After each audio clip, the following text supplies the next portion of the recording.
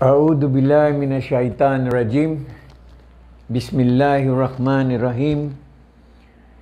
Innal hamdalillah nahmaduhu wa nasta'inuhu wa nastaghfiruh. Wa na'udzu billahi min syururi anfusina. May yahdihillahu fala mudhillalah wa may yudlil fala hadiyalah. Asyhadu an la ilaha illallah wahdahu la syarikalah wa asyhadu anna Muhammadan abduhu wa rasuluh sallallahu alaihi wa ala alihi wa ashabihi ajmain, amma ba'd. Ang lahat ng pagpupuri at pasasalamat ay tanging sa Allah subhanahu wa ta'ala lamang, ang tanging tagapaglikha ng buong sanlibutan. Sa Kanya lamang tayo dapat sumamba. Sa Kanya lamang tayo dapat humingi ng kapatawaran ng ating mga pagkakasala. At sa Kanya lamang tayo dapat magpapakupkup laban sa kasamaan ng ating mga sarili at gawa. At sa Kanya lamang tayo dapat humingi ng patnubay laban sa isinumpang si Satanas. Naway ang kapayapaan ng ating tagapaglikha ay mapasa ating lahat ngayong hapong ito. Sino man ang ginabayan ng Allah ay walang makapagliligaw sa Kanya. At sino man ang nasa pagkakaligaw, walang makapaggagabay sa Kanya maliban ang Allah subhanahu wa ta'ala. Ako ay sumusumpa na walang ibang Diyos na dapat sasambahin maliban ang Allah subhanahu wa ta'ala. At ako ay sumasaksi na ang propeta Muhammad, mapasa kanya nawa ang kapayapaan ng Allah, ang siyang huling sugo, propeta ng Allah. Naway ang kapayapaan ng Allah ay mapasa kanyang propeta na si Muhammad sallallahu alaihi wasallam, sa lahat ng mga propetang nauna sa kanya, sa kanyang mga pamilya, sa kanyang mga kasamahan, at sa lahat ng mga jin at tao na tumatahak at tatahak pa sa tamang landas hanggang sa huling araw ng paghuhukom. Mga kaibigan, mga kababayan, sa muli tayo po ay magkakasama ngayong hapong ito. At ako ay labis nagpapasalamat sa ating tagapaglikha na tayo ay muling pinagsama sa kadahilanan na ating mapag-usapan, mapag-aralan ang mga bagay-bagay na napakahalaga para sa kapakanan ng ating kaluluwa, dahil ito po ang nangangahulugan ng ating kaligtasan sa kabilang buhay. Mga kaibigan, mga kababayan, hayaan niyo munang babatiin ko kayo ng pagbati ng mga Muslim. Assalamu alaikum wa rahmatullahi wa barakatuh. Naway ang kapayapaan at pagpapala at habag ng ating tagapaglikha ay mapasa ating lahat ngayong hapong ito. Mga kaibigan, mga kababayan, napakahalaga po ang ating mga pinag-uusapan tuwing Huwebes ng hapon. Kaya ito po ay hindi po natin minamadali. Atin pong hinihimay-himay ang mga bagay na ating dapat talaga bigyan ng pansin. At batid natin, mga kaibigan, mga kababayan at mga mahal ko sa buhay, ang buhay sa mundo ay buhay lamang ng pagsubok, paghahanda, at pagiging alipin sa ating tagapaglikha. Ito ang paulit-ulit nating binabanggit sa ating paninimula. Dahil dito po nakasalalay ang mga bagay-bagay na mahalaga. Paano ba natin ito maisagawa upang ating makakamtan ang kaligtasan ng ating kaluluwa sa araw ng paghuhukom? Tandaan po natin mga kaibigan, mga kababayan, ang tunay na mga bagay na ating napag-usapan, ito yung pinaparating ko po sa inyo, ang mga magagandang balita at pinakadakilang balita. Sa kadahilanan na noong nakaraang linggo ay ating napagsimulan ang magandang balitang ito, ay ibig ko po na ito ay mapag-usapang muli upang talagang mailagay natin sa ating mga isipan na may mga paraan at na may katiyakan ang daan tungo sa kaligtasan ng ating kaluluwa. Huwag nating iasa o ipagkakatiwala sa iba ang ating kaligtasan. Tandaan natin na ang buhay sa kabila ay dalawang permanenteng lugar. Huwag natin biruin ang mga bagay tungkol sa ating kaligtasan. Mga kaibigan, mga kababayan, mayroong mahalagang bagay na maunawaan natin. Tulad ng aking inuulit, ang magandang balita na ibig kong iparating sa inyo, kikilanin natin kung sino ang ating tagapaglikha.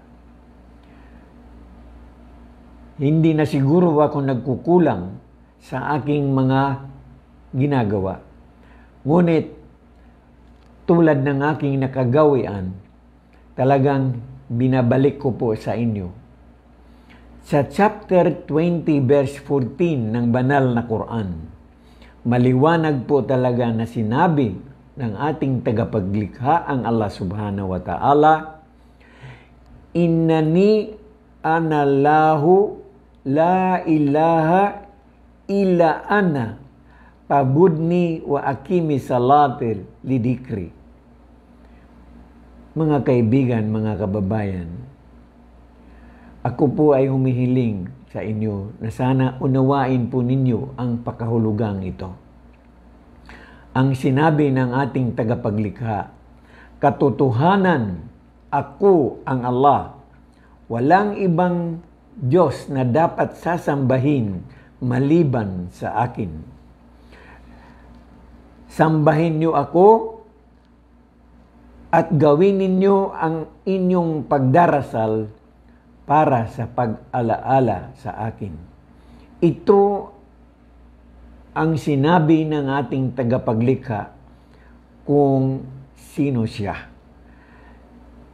Sinabi mismo niya upang igabay tayo sa ating mga gawain para hindi po tayo maliligaw.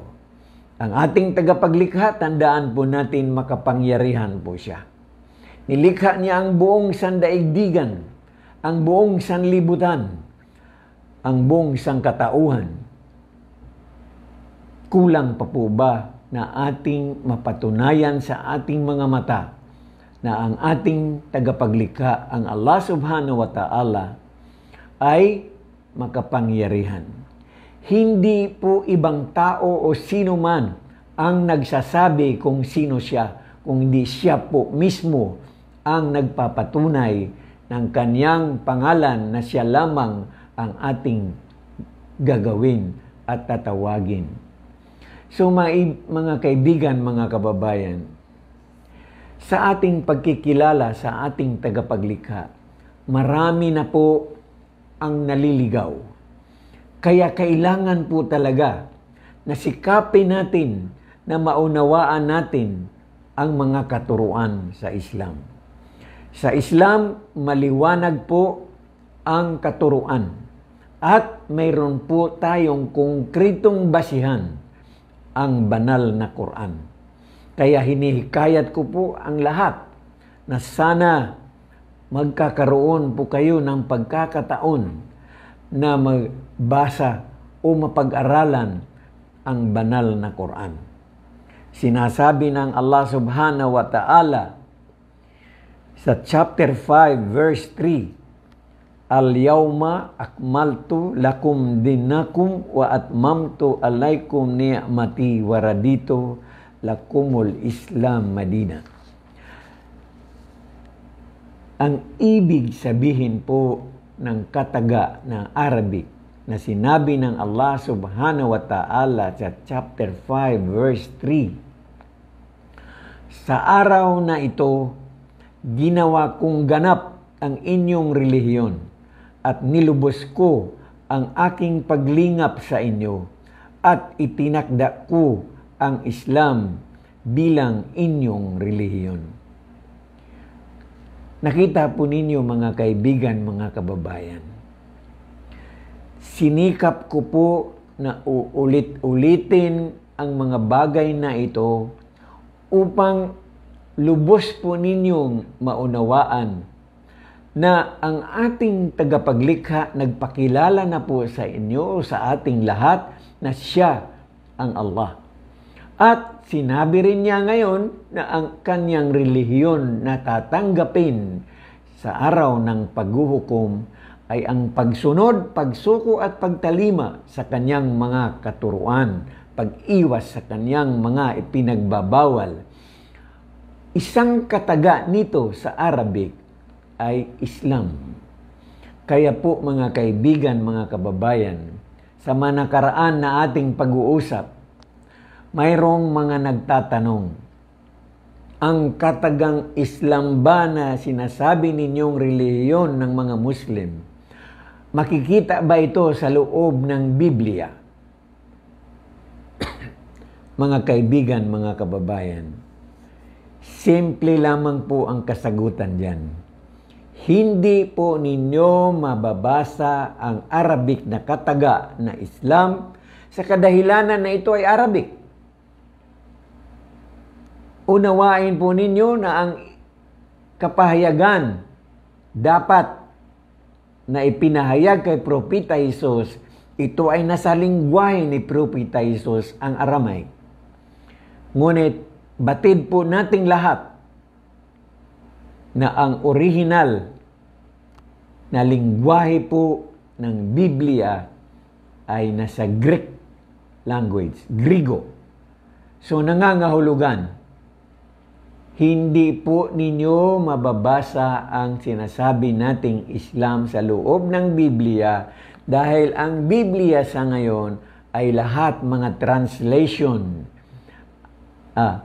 Ngayon, ang dapat po nating unawain sa ating napag-usapan na nung nakaraang linggo, unawain po ninyo kung ano ang ipinag-uutos ng lahat ng mga propeta sa loob ng Biblia, sa bagong tipan o sa lumang tipan. Ayaw ko po na ako mismo ang magbubukas nito para sa inyo dahil ito ay magiging hamon para sa inyo. Pero sa akin po, hinihiling ko po sa inyo, basahin niyo po muli at pag-aralan ang inyong kapahayagan.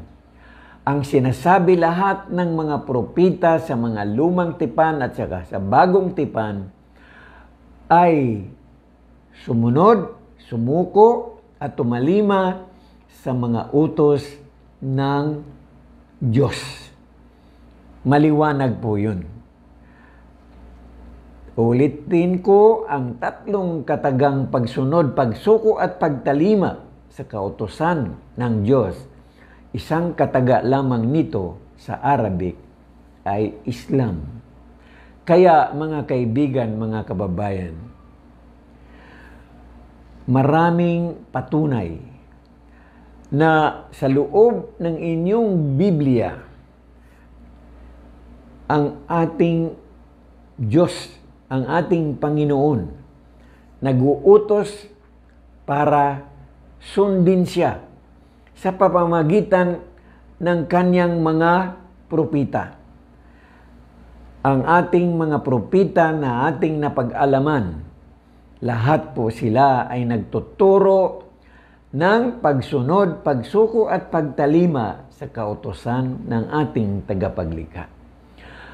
Tignan po ninyo ang propeta Jesus.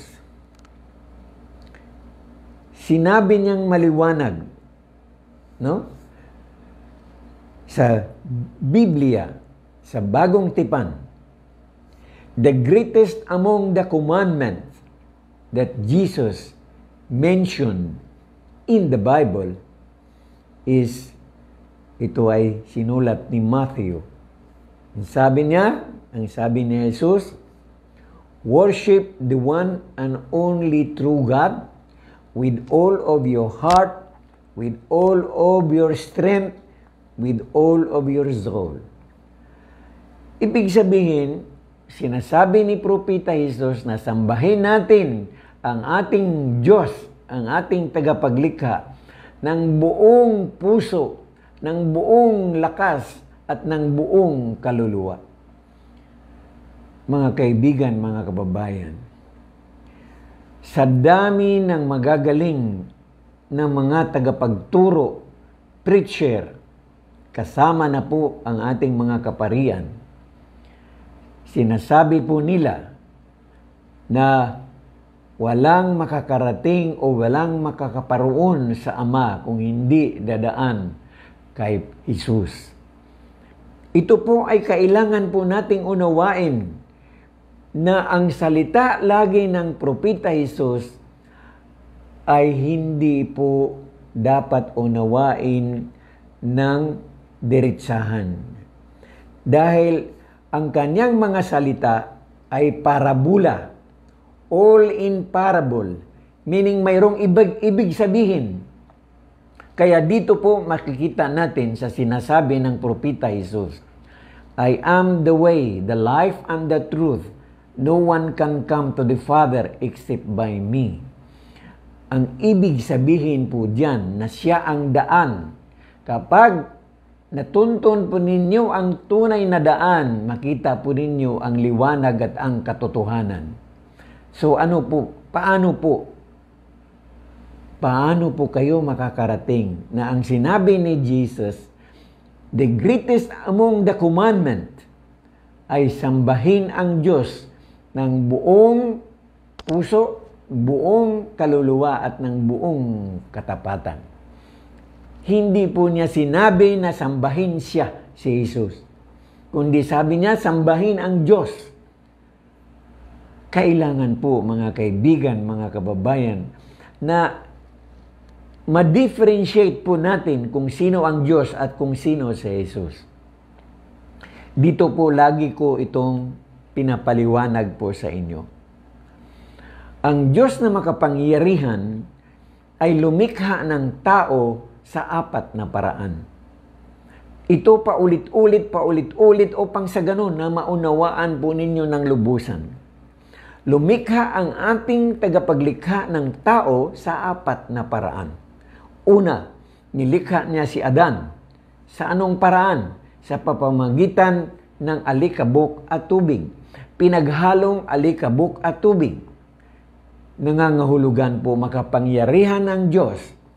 Dahil doon sa pinaghalong alikabok at tubig na naging putik, doon po niya sinabi ang kanyang salitang, maging si Adan ka at naging si Adan ang putik. Ganon ka makapangyarihan ang ating tagapaglikha.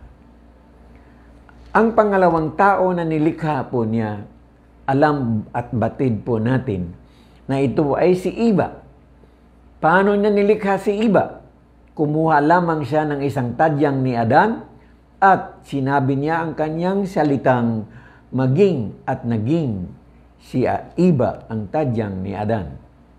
Kun fayakun. Ganon ka makapangyarihan ang ating tagapaglikha. Nalilikha niya, nagagawa niya ang lahat ng naisin niya sa pamamagitan ng kanyang salitang kun fayakun. Maging at naging. Makapangyarihan ang ating tagapaglikha, ang Allah subhanahu wa ta'ala. Sa kadahilanan na si Adan at Iba ay nandiyan na, tayo ang mga anak Adan at ni Eva ang pangatlong tao na nilikha niya. Sa paanong paraan? Sa katauhan ni Adan, sa lalaki, nandyan yung similya ng lalaki o sperm cell. Sa kay Eva, sa babae, nandyan yung tinatawag na egg cell at saka the womb, ang bahay bata. Napakahalaga na maunawaan po natin ito. Hindi po magic. Bagkus pinakikita ng ating tagapaglikha ang kanyang kapangyarihan upang sa ganun, tayo ay maigagabay sa ating pananampalataya na ang Allah subhanahu wa ta'ala ang ating tagapaglikha ay totoong makapangyarihan. Nalilikha po niya ang anumang naisin niya at nagagawa po niya ang mga bagay na makadiyos. Mga kaibigan, mga kababayan, batid na po natin ngayon. Unang tao, nilikha niya pamagitan ng pinaghalong alikabok at tubig mula sa putik. Ang pangalawang tao na nilikha niya ay babae na nagmula sa lalaki na walang babaeng kasangkot. Ibig sabihin, direkta, kumuha sa ng tadyang ni Adan at sinabi lamang niya, maging si Eva ka. Naging si Eva ang tadyang ni Adan. Kaya, mga kaibigan, mga kababayan, ang pangatlo na nilikha niyang tao ay tayong lahat. Nagmula tayo sa ating ina at ama. From the sperm cell and egg cell and the womb. Ito po ang mga bagay na kailangan nating unawain paano tayo naging tao sa mundong ito. Ang pang-apat na tao na nilikha niya ay ang propeta Jesus. Sa pamamagitan ng egg cell ni Maria, pinadala niya ang Anghel Gabriel kasama ang salita ng Diyos. Ang sabi ng Anghel Gabriel kay Maria, "O Maria, ikaw ay pinili sa lahat ng kababaihan sa buong sanlibutan, at ikaw ay magkakaanak at tatawagin siyang si Jesus." Ganito lamang po ang paraan, simpleng bagay na dapat unawain natin upang hindi po tayo maliligaw sa ating pagkikilala sa ating tagapaglikha. Napakahalaga po ito dahil ang ating kaligtasan nakasalalay po sa ating pananampalataya sa pagsunod, pagsuko at pagtalima sa kautusan ng ating tagapaglikha. Mga kaibigan, mga kababayan, naway ito na po ang huli nating pag-uusap tungkol sa ganitong bagay.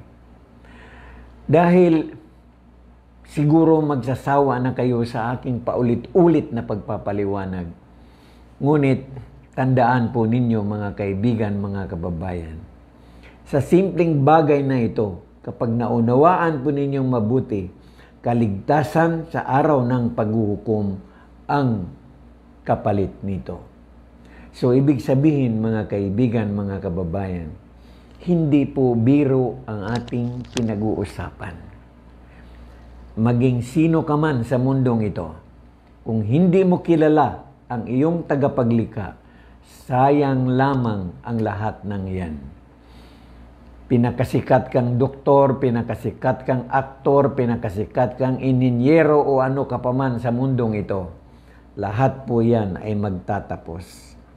Haharap ka sa iyong Panginoon kapag ikaw ay binawian na niya ng buhay, ang iyong kaluluwa ang siyang haharap sa ating Panginoon upang litisin. Dahil hindi po niya tayo nilikha upang paglaruan lamang. Nilikha tayo na may kadahilanan. Tandaan po natin, mga kaibigan, mga kababayan, mahal tayo ng ating tagapaglikha. Kaya pinaalalahanan niya tayo na dapat lang pakinggan natin. No? Sinabi po niya sa banal na Quran, sa chapter 3, verse 19, Inna dina indallahil Islam. Ang ibig sabihin po, mga kaibigan, kababayan, ng sinabi ng Allah sa banal na Quran, katiyakan ang relihiyon ng Allah ay ang Islam, ang pagsunod, pagsuko at pagtalima sa kautusan ng kanyang mga utos at ang pag-iwas sa kanyang mga ipinagbabawal. Kaya, mga kaibigan, mga kababayan, madalas po na sinasabi lamang ng ating mga kaibigan, mga kababayan, napakahirap iwasanan ang kinamulatan at kinagisnan. Mga kaibigan, mga kababayan, ako po ay nakikiusap sa inyo. Buksan po ninyo ng mabuti ang inyong kaisipan. Pag-aralan po ninyong mabuti kung paano po ang kaligtasan. Sinasabi ko naman po na ang buhay sa mundong ito ay buhay lamang ng pagsubok, paghahanda, at pagiging alipin sa ating tagapaglikha upang makamtan natin ang ating kaligtasan sa araw ng paghuhukom. Tandaan po natin palagi, mga kaibigan, mga kababayan, na ang ating tagapaglikha ay talagang minahal po niya tayo. Nilikha po niya ang buong sandaigdigan, nilikha po niya ang lahat ng ating pangangailangan. At tayo mismo ay kanyang binigyan ng higit na karapatan sa kanyang mga nilikha. Ngunit ito po ang dapat nating unawain. Kaya pinaparating ko po sa inyo ang magandang balita. Number 1, kilalanin po natin kung sino ang ating tagapaglikha. Pangalawa, kailangan po nating alamin kung ano ang kanyang relihiyon. At paano po natin ito malalaman, mabatid, mapag-aralan ang kanyang relihiyon ay sa kanyang mga kapahayagan. At ito po ang paniniwala ng mga Muslim. Mayroong 5 kapahayagan na ipinagkaloob sa tao sa pamamagitan ng mga propita at mensahero. Ang paniniwala ng mga Muslim sa unang kapahayagan, ang suhuf, ang talatas na ipinagkaloob kay Propita Abraham. Ang tura kung saan nakapaloob ang 10 utos, the 10 commandments, na ipinahayag kay Propita Moses. Ang Salmo ni David na ipinahayag kay Propita David.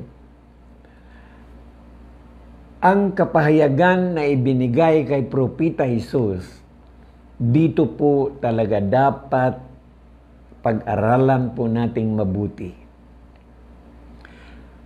Naniniwala po kayo na mayroong kapahayagan na ipinadala kay Propita Jesus. Ngunit, nakakalungkot po ang mga pangyayari na sa kadahilanan na ang mga naunang revelasyon o kapahayagan ay hindi po ito na isulat, hindi po ito na isaulo. Makikita po natin kung ano-ano ang mga ginagawa ng mga naunang mga tao upang mabuo nila ang kanilang mga relihiyon. Nagsimula sila sa ganoon ng mga panahon. Ngunit, ang Islam po, batid po natin na sa simula pa lamang ng tao sa daigdig na ito, ang Islam ay nandoon na po. Balikan po natin na inilagay ang Propeta Adan at si Iba doon sa paraiso, ang utos ng ating tagapaglikha ay manirahan, kumain, gumawa ng lahat ng gusto nila, ngunit huwag silang lumapit sa punong ipinagbabawal. So maliwanag po na ang pagsunod, pagsuko at pagtalima ando doon na po dapat sa paraiso sa panahon pa lamang ni Adan at Iba. So maliwanag po mga kaibigan, mga kababayan, ang lahat ng mga relihiyon, sekta o kulto sa buong mundo ay nagsisimula lamang kung kailan nagkaroon po ng mga taong magagaling, may karisma, may kakayahan magsalita at itinatag po nila ang kanilang organisasyon.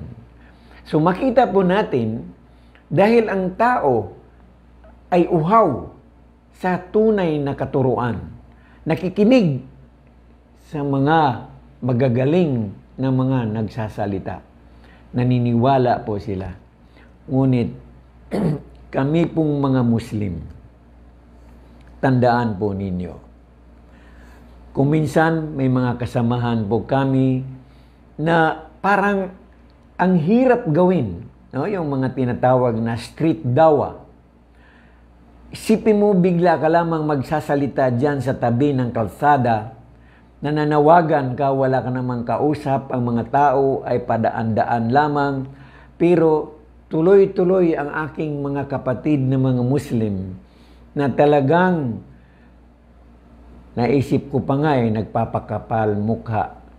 Pero alam niyo po, kung batid lamang ninyo na ang mga sinasabi ng mga kapatirang Muslim na nagbabahagi ng tamang katuruan kung ano ang sinasabi ng banal na Quran, ano ang sinasabi ng Propeta Muhammad, mapasa kanya nawa ang kapayapaan ng Allah, ito po ang kaligtasan sa ating kaluluwa sa araw ng paghuhukom. Kaya, kung minsan may mga kapatiran kaming mga Muslim na kung minsan ay natatangay sa kanilang mga emosyon. Kaya, kung minsan ang kanilang mga sinasabi ay kung minsan nakakasakit. Ngunit, tulad ng sinasabi ko po sa inyo, mula nang ako'y nagiging isang Muslim at natutunan ko po ang pagsasalita, hindi man po ako kumplitong marunong dahil sinaamin ko naman po hindi ako alim, hindi po ako matatawag nating ustads, kung hindi isang ordinaryong natuto lamang kung ano ang tunay na relihiyon ng ating tagapaglikha. Sa kaalaman na yun, batid ko po kung ano ang kaligtasan. Kaya ito po ang ginagawa ko. Sa edad ko ngayon na 73 years old, talagang sinisikap ko po na anuman ang aking napag-alaman tungkol sa kaligtasan ay ibinabahagi ko po sa inyo. Ini-encourage ko po ang lahat. Sana pakinggan po ninyong mabuti ang mga sinasabi ng mga Muslim preacher dahil yan po ang matatawag natin na tunay na mga salita ng Diyos na nagmula sa banal na Quran. Uulitin ko po sa inyo mga kaibigan, mga kababayan, konkretong pinagmulan ng salita na dala-dala ng mga Muslim ay ang banal na Quran. Paano ba ito na ipahayag? Paano ba ito na preserba? Kaya ito ay napag-uusapan din po natin, napag-aralan din po natin na ang banal na Quran, Ito po ay purong salita ng ating tagapaglikha. Ito ipinahayag, hindi po buong aklat, kung hindi ito po ay piraso-pirasong mga revelasyon. Sa pamamagitan ng Anghel Gabriel, kanya pong ipinahayag ang mga salita ng ating tagapaglikha at ang lahat ng ipinahayag ng Anghel Gabriel, nasasaulo po ito verbatim, word for word ng Propeta Muhammad sallallahu alaihi wasallam. At ang lahat ng kanyang nasasaulo, kanya namang ibinabahagi sa kanyang mga kasamahan. At kasaysayan ang magpapatunay na ang kanyang mga kasamahan may marunong magsulat. Kaya kasaysayan ang nagsasabi, ang mga naunang revelasyon ay naisulat ito sa mga dahon ng kahoy, sa malalapad na bato, sa mga balat ng hayop, sa mga balat ng kahoy. Mga kaibigan, mga kababayan, ang dapat nating unawain na ang buong revelasyon ay kumplito na buhay pa ang Propeta Muhammad, mapasakan niya nawa ang kapayapaan ng ating tagapaglikha. Buhay pa po siya mismo ang nagsasabi kung paano i-compile ang banal na Quran. Kumplito na ang banal na Quran noong pumanaw ang Propeta Muhammad, mapasakan niya nawa ang kapayapaan ng ating tagapaglikha.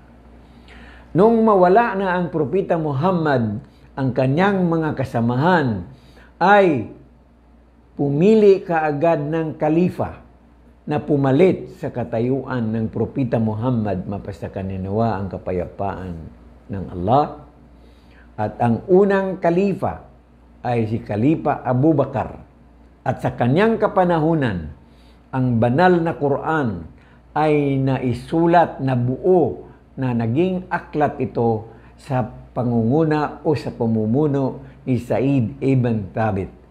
Ibig sabihin po, talagang sinikap ng mga kasamahan sa pamamagitan o sa pamumuno ni Kalipa Abu Bakar na ang banal na Quran na kanilang saulado, okay, kasama ang Propeta Muhammad, ay kanila itong maisulat at magawa po itong maging aklat. Kaya ang banal na Quran, agad-agad nabuo ito sa panahon pa lamang ng unang kalifa.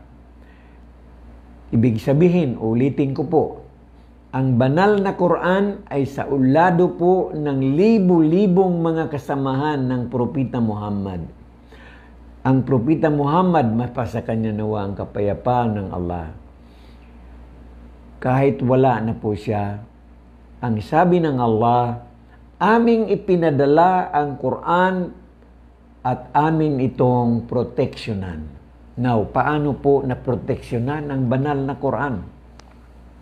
Ito po ang dahilan kung bakit sinasabi ng mga Muslim, konkretong basihan.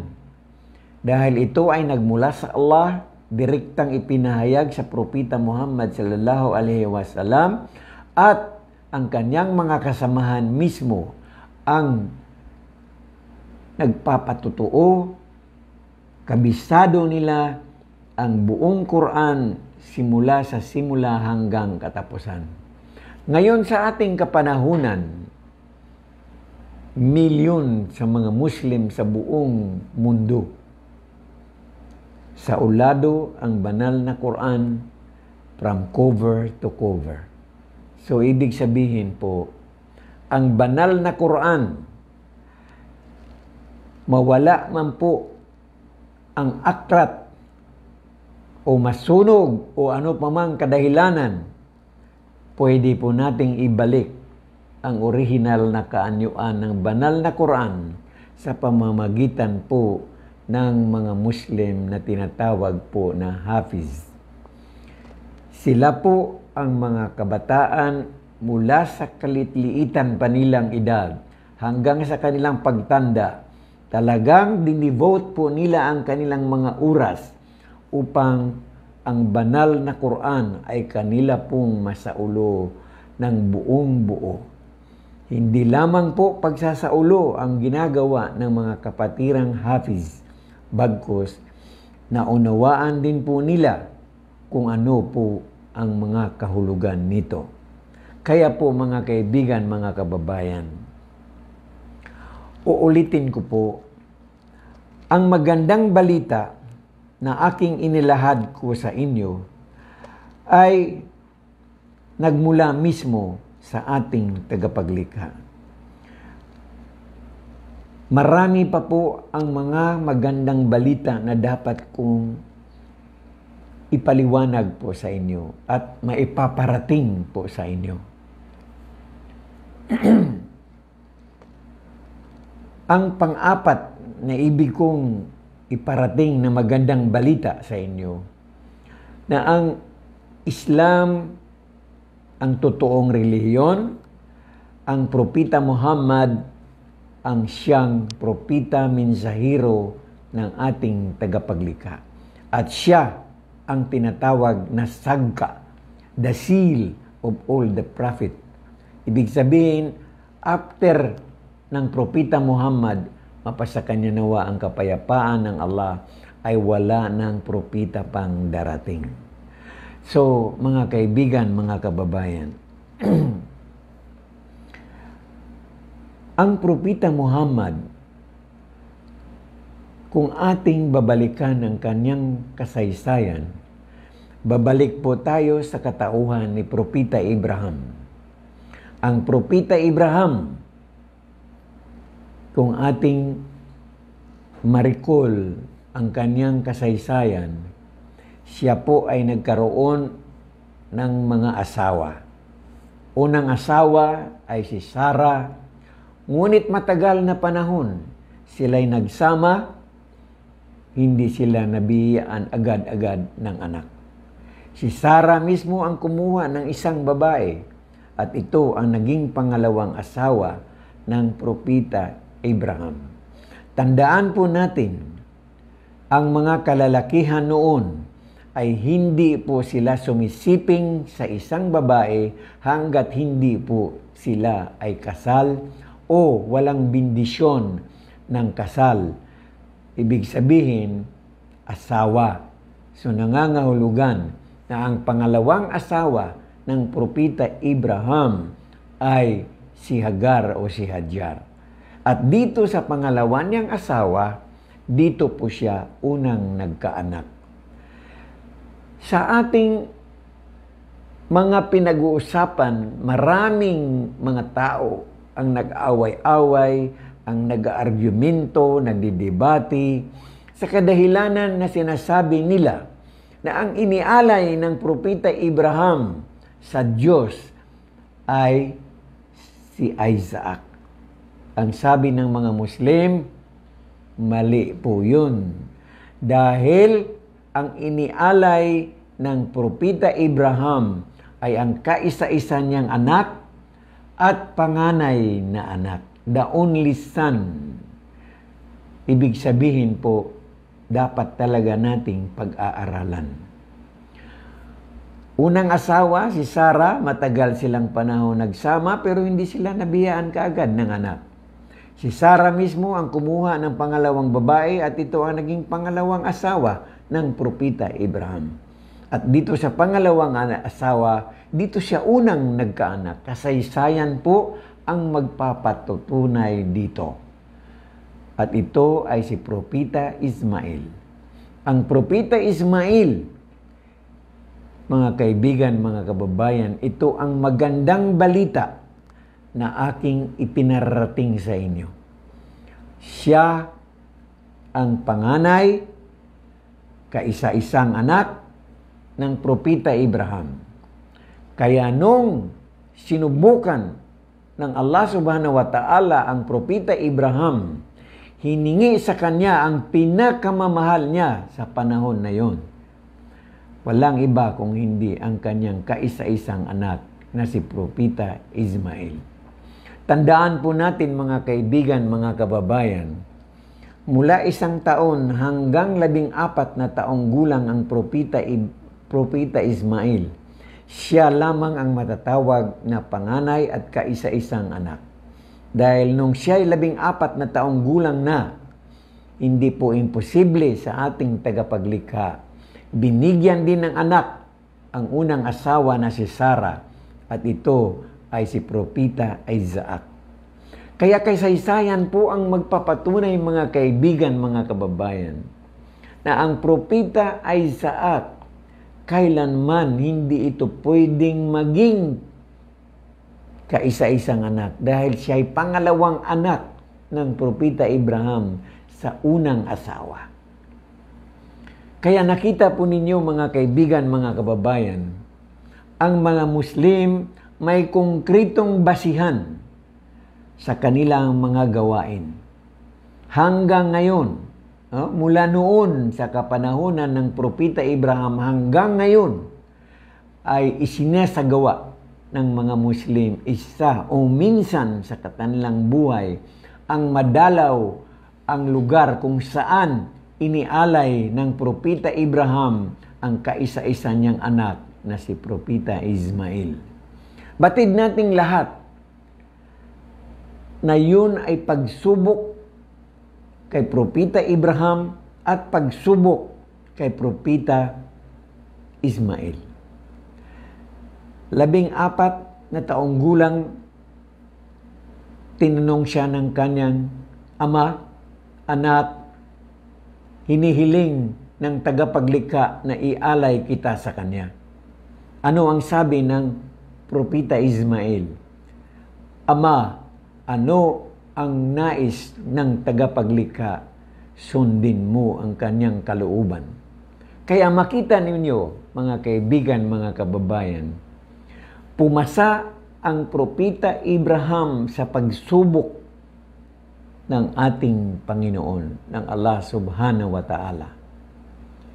Kaya, nung puputulan na niya ng liig ang propeta Ismail, dahil buong puso niyang sinunod ang kahilingan ng tagapaglikha, at ganun din ang bata, talagang makikita mo, pareho silang sumunod, sumuko at tumalima sa kautusan, kahilingan ng ating tagapaglikha. Balikan po natin pagsunod, pagsuko at pagtalima. Isang kataga nito sa Arabic, Islam. So ibig sabihin po, nasa estadong Islam ang propeta Ismail at ang propeta Abraham. Kaya po mga kaibigan, mga kababayan, ito ang sinasabi kong magandang balita upang mabago po ninyo ang inyong kinamulatan at kinagisnan. Huwag po nating iasa ang ating kaligtasan sa mga taong magagaling magsalita ngunit wala naman pong katotohanan o basihan ang kanilang mga pinagsasabi. Mga kaibigan, mga kababayan, batid po natin na tayo ay binigyan ng katalinuhan ng ating tagapaglikha. Hindi tayo katulad ng ibang mga nalikha. Tayo ay nakakaangat pa sa mga anghel. Dahil ang mga anghel ay nilikha lamang na sila'y sumunod, hindi sila pwedeng sumuway. Wala po silang tinatawag na free will, walang freedom. Pero tayo na mga tao, binigyan tayo ng kakayahan ng ating tagapaglikha na mayroon tayong free will, freedom. Pero ito ang tandaan po natin mga kaibigan, mga kababayan. Nilikha tayo ng Diyos, ipinagkatiwala niya sa atin ang kanyang mga nilikha. Ngunit dapat pananagutan po natin ang anumang gawain natin sa mundong ito. Kaya, mga kaibigan, mga kababayan, isa pang magandang balita. Sa katuruan ng mga Muslim, sa paniniwala sa mga anghel, ito po ang inyong pag-aralang mabuti. Ang mga anghel ay nilikha na sumunod lamang kung ano ang ipinag-uutos sa kanila ng tagapaglikha.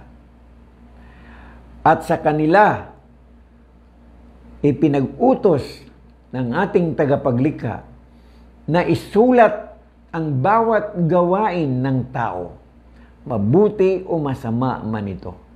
Kaya sa katuruan ng Islam, tayo bilang mga tao, mayroon tayong tigdalawang anghel. Ang kanan na anghel nagsusulat ng ating mabuting gawa, ang kaliwang anghel ang nagsusulat ng ating mga masama na ginagawa. At ito ang tinatawag na aklat ng ating mga gawa. Mga kaibigan, mga kababayan, napakaliwanag po na tayo ay husgahan ng ating tagapaglikha sa araw ng paghukom ayon sa ating gawa. So paano po natin paniniwalaan na ang propeta Jesus ayon sa inyong paniniwala na siya ay naipako at namatay sa krus upang kayo'y maliligtas? Hindi po yan ang katotohanan. Mga kaibigan, mga kababayan, masakit po ang katotohanan. Pero ito po ang kaligtasan po natin sa araw ng paghuhukom. Kailangan po talaga nating pag-aralan ito. Na binigyan tayo ng katalinuhan ng ating tagapaglikha upang gamitin natin ito. Nilikha niya ang lahat para sa atin. Pero tignan po ninyo kung ano ang ginagawa natin.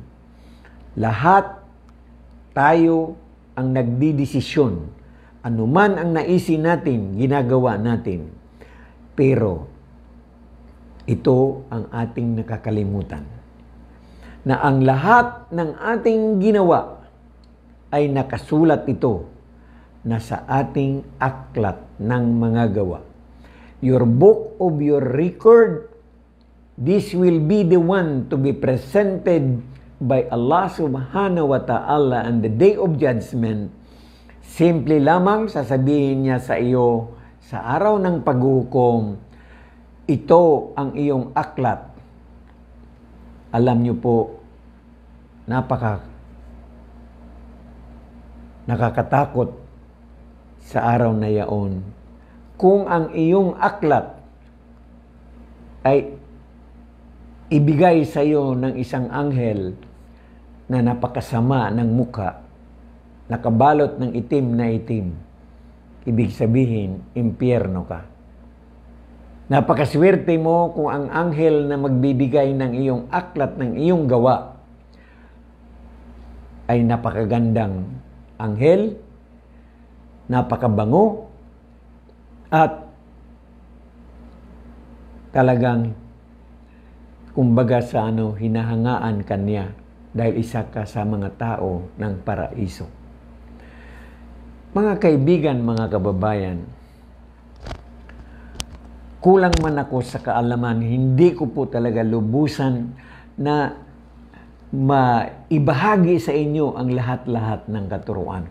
Pero dito sa mga naibahagi ko po, napakadali na po nating unawain na ang pinaniniwalaan natin, the crucifixion of Jesus Christ, ay hindi po ito katotohanan. Dahil kung katotohanan ito, hindi po tayo huhusgahan ng ating tagapaglikha sa araw ng paghuhukom ayon sa ating gawa. Tignan po ninyo ang magandang balita na hinahatid ko po sa inyo. Kapag ikaw ay binawian na ng buhay, ang tungo mo lamang, mga kaibigan, mga kababayan, ay libingan lamang. Ibig sabihin, kapag wala ng hangin ang iyong ilong, hindi na gumagana ang iyong puso, patay na po kayo. Ang kamatayan, ulat na dumating ito, wag po natin itong katakutan. Bagkus dapat natin lagi itong paghahandaan. Dahil ang kamatayan ay talagang darating at darating. Kaya maging sino ka man, ibaba mo ang sarili mo. Pag-aralan mo kung paano mo ililigtas ang sarili mo sa araw ng paghuhukom. Mga kaibigan, mga kababayan, lalo na po sa mga katulad kong mahirap, napakadali po nating unawain ang mga bagay na ito. Sikapin lamang po natin na maunawaan kung sino ang Allah, sino ang Diyos na tagapaglikha. Ano ang kanyang relihiyon? Ano ang tama na pagsamba sa Kanya? Ano ang tamang pagkikilala sa Kanya? Kaya mga kaibigan, mga kababayan, sa pamamagitan ng mga propita, sa pamamagitan ng aklat ng mga kapahayagan, atin pong masubaybayan, mapag-aralan ang mga tunay na mga katuruan. Nakakalungkot lamang mga kaibigan, mga kababayan, na sa 5 kapahayagan na pininiwalaan ng mga Muslim, iisa lamang po ang nananatili sa kanyang orihinal na kaanyuan. At ito po ang banal na Quran. Saan man po natin tignan, pag-aralan, ang banal na Quran ay nananatili ito sa kanyang orihinal na kaanyuan. Mga kaibigan, mga kababayan, ang mga magagandang balita na gusto ko pang iparating sa inyo ay talagang iniisa-isa ko po upang hindi lamang natin ito pinag-aaralan, bagkus kailangan nating unawain gaano ba ito katotoo, gaano ba ito dapat na aking pag-aralan at isabuhay o tatanggapin at isabuhay. Kaya po mga kaibigan, mga kababayan, ang ating pag-uusap laging dumarating sa pagtatapos. Ang mga bahagi na gusto kong iparating pa sa inyo ay kulang po ang 1 oras. Kaya dito sa magandang balita, palagay ko po aabot tayo hanggang part 5. Marami ang dapat nating unawain. Paano ba ang pagsamba? Paano ba masisiyahan ang ating tagapaglikha sa ating mga gawain? Paano ba natin paghandaan? Paano ba natin gawin ang pagpapaalipin sa ating tagapaglikha? Lahat pong ito ay kailangan po nating mapag-aralan at mapag-usapan. Mga kaibigan, mga kababayan, uulitin ko po, mahal na mahal ko po kayo. Ibig ko po kayong makakasama, hindi lamang dito sa mundong ito, kundi pati na po doon sa kabilang buhay. Kaya, sana po, wag po ninyong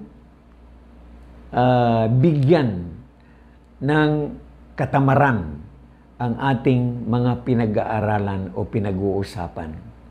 Kaya, hangad ko po ang kaligtasan ng bawat isa. Kaya kailangan po natin tandaan kung sino ang ating tagapaglikha, ano ang kanyang relihiyon, paano po natin paghandaan ang mga pagsubok, ang pagpapaalipin ng ating tagapaglikha upang maligtas natin ang ating mga sarili, ang ating mga kaluluwa sa araw ng paghuhukom. Tandaan po ninyo, wala pong magbabato sa mundong ito. Ang sabi ng Allah, kullu nafsin dha'iqatul maut. Lahat ng may buhay ay makakaranas ng kamatayan.